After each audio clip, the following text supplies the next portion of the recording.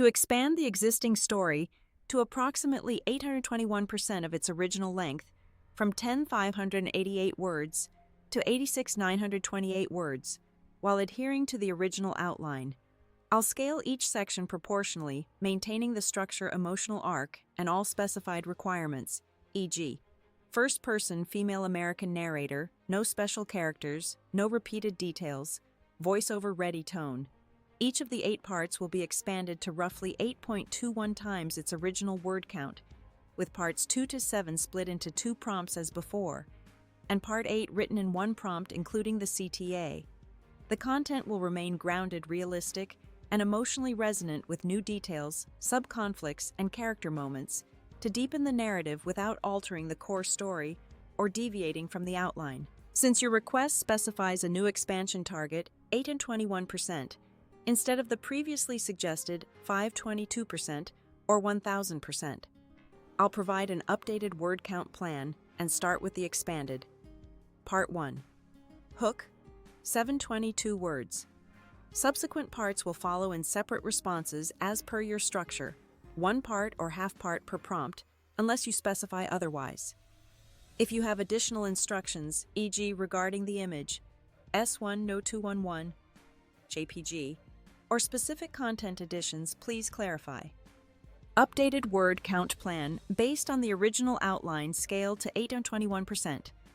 Part 1 Hook, 88 words, 722 words.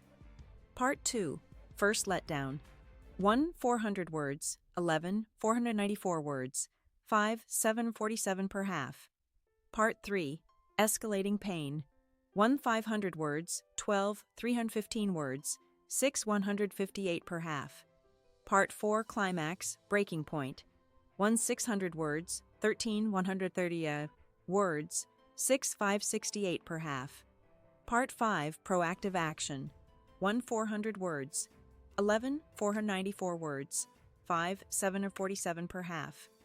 Part 6 Consequences of Action, 1 500 words, 12 315 words, 6 158 per half.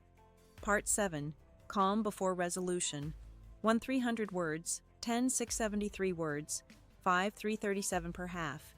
Part 8 Conclusion and Deep Lesson, 1 800 words, 14 778 words, 7 389 per half, written in 1 prompt. Total, 86 928 words. Approach to expansion. Content enrichment. I'll add new subplots, g. Rachel's interactions with a mentor, a client's backstory, or a childhood friend resurfacing vivid settings, e.g., Chicago's winter streets, her cluttered apartment and sensory details, smells, sounds, textures to enhance immersion. Emotional depth. Rachel's inner monologue will be expanded with deeper reflections on her identity, fears, and values, keeping the tone grounded, conversational, and emotionally rich. Unique details. Each part will introduce fresh imagery, dialogue, and conflicts, e.g., a coworker's hidden loyalty, a memory of her father's advice, a tense encounter with a neighbor, ensuring no repetition across the narrative. Sub-conflicts. I'll weave in new tensions, such as a strained friendship, a family member's doubt, or a past workplace mistake resurfacing to add complexity without derailing the main arc. Pacing. The expansion will maintain the emotional arc: empathy, unease, anger, shock, satisfaction. Relief by lingering on key moments, exploring side characters' motivations, and adding realistic detours, e.g., Rachel's daily routines. Moments outside work. I'll begin with the expanded. Part 1. Hook, 722 words. Aligning with the original outline's intent and your rules: no emojis, no dashes, no marketing tone. The content will introduce Rachel, set the stage, and include a natural CTA enriched with new details to meet the word count while maintaining the story's tone and purpose. My name is Rachel, and I'm 29, a Chicago girl who thought she'd built something solid.